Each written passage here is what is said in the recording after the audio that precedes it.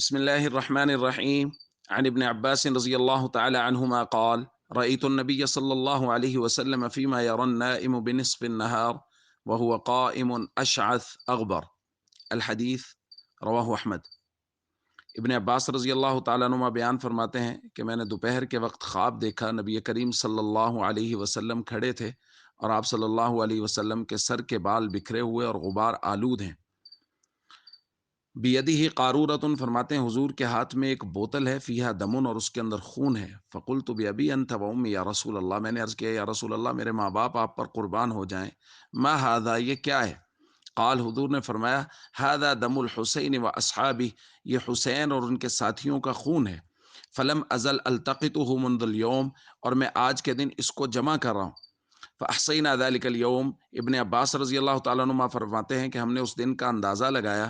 فوجدوہ قتل فی ذلک اليوم، تو اس دن ہم نے یہ پایا کہ اسی دن حضرت حسین رضی اللہ تعالیٰ عنہ کی شہادت ہوئی۔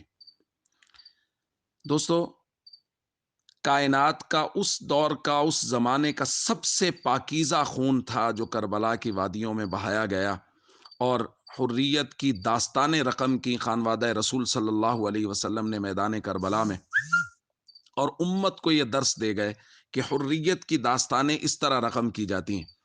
اور میں یہ کہتا ہوں کہ یہ بہت مشکل ہے، بہت مشکل ہے۔ کسی گھر سے، کسی خاندان سے ایک جنازہ اٹھ جائے تو پورے خاندان میں کوحرام مچ جاتا ہے، اور یہاں تو پے در پے جنازے اٹھ رہے ہیں، اور خود حضرت حسین رضی اللہ تعالیٰ اٹھا کے لا رہے ہیں۔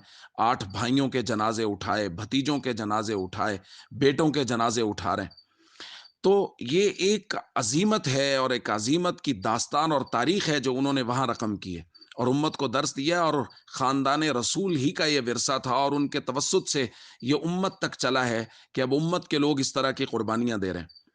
اور یہاں میں یہ بات ضرور افسوس کے ساتھ کرنا چاہوں گا کہ کچھ کہانی باز لوگوں نے اس خاندان کے ساتھ ایسی چیزیں منسوب کی ہیں جن کا ان سے دور دور کا کوئی تعلق نہیں ہے، کہ خاندان رسول صلی اللہ علیہ وسلم کی خواتین وہ سر سے دوپٹے اتار کے اور واویلا کرتی ہیں اور ماتم کرتی ہوئے میدان کربلا میں نکل آئیں کہ ہمارے مردوں کو شہید کر دیا گیا ہے۔ ہم تو دیکھتے 1400 سال کے بعد وہ خواتین جو خانوادہ رسول صلی اللہ علیہ وسلم کی خواتین کے طریقوں پر چلتی ہیں، ان کی 3 نسلیں ایک ایک دن میں شہید ہوئی ہیں، لیکن ان میں سے کوئی بھی، کسی کے دوپٹے پر بھی کسی کی نظر نہیں پڑی، اور کوئی خاتون گھر سے باہر نہیں نکلی۔ تو کیسے سوچا جا سکتا ہے کہ خانوادہ رسول صلی اللہ علیہ وسلم کی پاک باز خواتین اپنے گھروں سے اور خیموں سے باہر نکلی ہوں؟ اس لیے جو لوگ اس طرح کی باتیں کرتے ہیں اور ایسی چیزیں منسوب کرتے ہیں خانوادہ رسول کی طرف جو ان کے شایان شان نہیں ہیں، ان کے لائق نہیں ہیں، ان لوگوں کی بات قطعاً نہ سنیں، اور ہمیشہ اپنے جذبات کو اس بات پہ قائم رکھیں کہ جب دین اسلام کو ضرورت ہو، ہم اپنی اولادوں کی قربانی دینے کے لیے ہمیشہ تیار رہیں۔ السلام علیکم ورحمۃ اللہ وبرکاتہ۔